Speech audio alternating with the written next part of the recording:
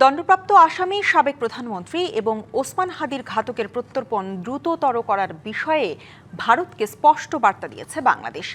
আর দুই দেশের সম্পর্কের উন্নয়ন চায় ভারত। সোমবার প্রধানমন্ত্রী তারেক রহমানের সাথে ভারতীয় হাইকমিশনার দীনেশ ত্রিবেদীর প্রথম সৌজন্য সাক্ষাতের পর এসব কথা জানান পররাষ্ট্রমন্ত্রী।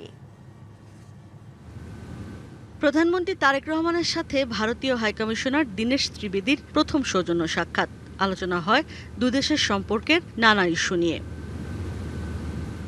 পরে স্বরাষ্ট্রমন্ত্রী সালাউদ্দিন আহমদের সঙ্গেও সৌজন্য সাক্ষাৎ করেন দীনেশ ত্রিবেদী।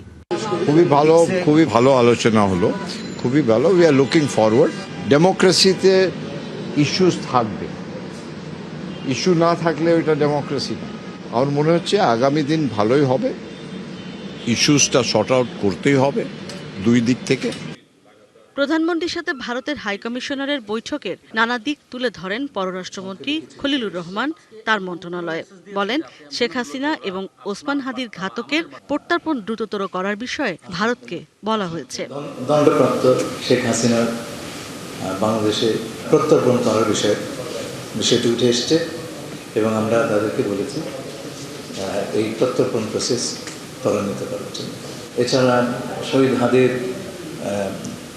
সাসপেক্টেড হত্যাকারীরা আপনারা জানেন ধরা পড়েছে। আমাদের জন্য এটা অত্যন্ত একটা সেন্সিটিভ বিষয় এবং আমরা বলেছি এই হত্যাকারীদেরকে যত দ্রুত সম্ভব আমাদের কাছে প্রত্যর্পণ করা।